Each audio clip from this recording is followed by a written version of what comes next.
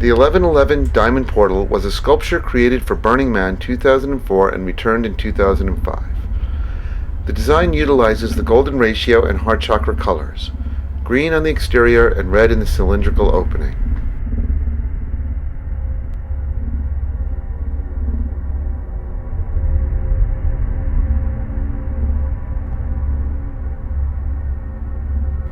An unexpected aspect was the heart shape formed by viewing the cylindrical opening from certain angles.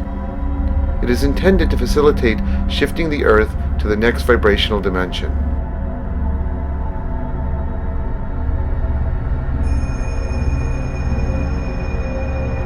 As Burning Man is laid out in a radial plan based on a clock, it was located at 1111 and nearly a mile from the central man. Some people consider 1111 a galactic activation code, and I realize that locating it there would be significant.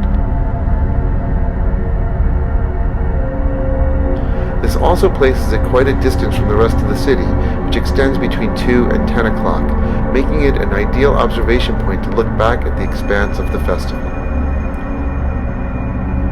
I created the original shape for the Diamond Portal in 1984 from my studies of sacred geometry and ancient temple sites such as the pyramids and Stonehenge. I thought of it again in the fall of 2003 while living in Taos, New Mexico, and the following spring I decided to build it as a large sculpture for Burning Man 2004. I also decided to incorporate in it a sound sculpture I created in 1980 called the Quasar Wave Transducer, a subsonic nonlinear dynamic analog feedback device utilizing detuned bass guitar strings mounted on a speaker cabinet feeding back through an audio amplifier. It vibrates the entire sculpture with low-frequency pulsations that resonate with the Earth, the portal, and the people in and around it to activate the dimensional shift. It's a sculpture that requires interaction from participants to be fully experienced. Groups of people were accommodated in its central cylinder, accessed by a steel ladder on one side or by leaning on its surface.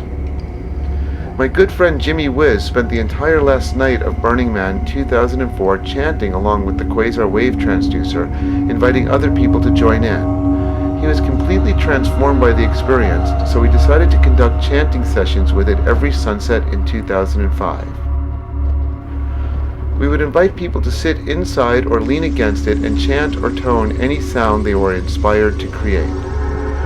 They found it greatly enhanced their experience, occasionally with profound results.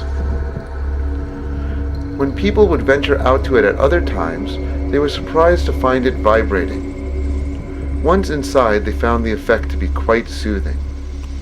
Many thought the vibrations were caused by the wind, and as the sound was on a timer, turning off and on occasionally, they would be quite perplexed. Many people experienced the sculpture, and I was repeatedly told it was the best piece there.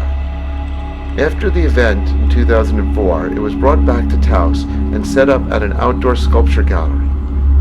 I hosted several events at it throughout the fall, and it was featured in the Taos News magazine section for an event held on November 11th, or 11/11.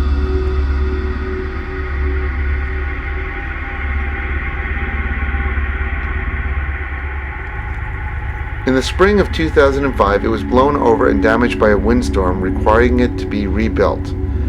My friends insisted they would help me bring it back only if it was burned. I came up with a plan to roll it into the flaming remains of the Temple of Dreams the last Sunday night following the burning of the man Saturday night by adding steel axles and attaching wooden wheels.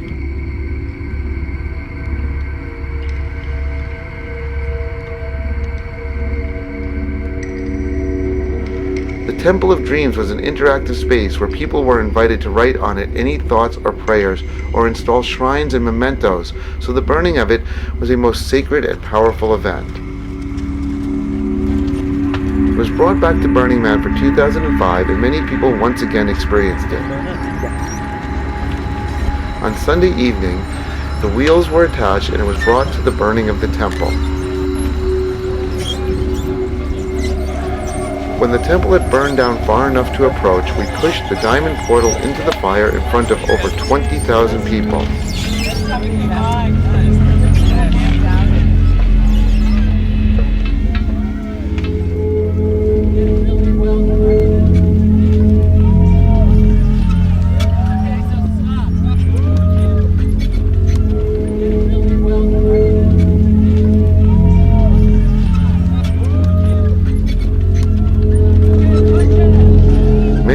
shocked to see it burn.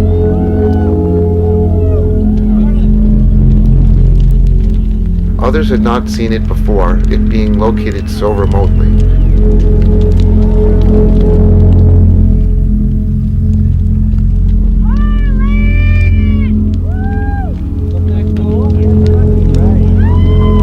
This was a most powerful and spectacular end to a sculpture that had provided many with a unique experience at Burning Man.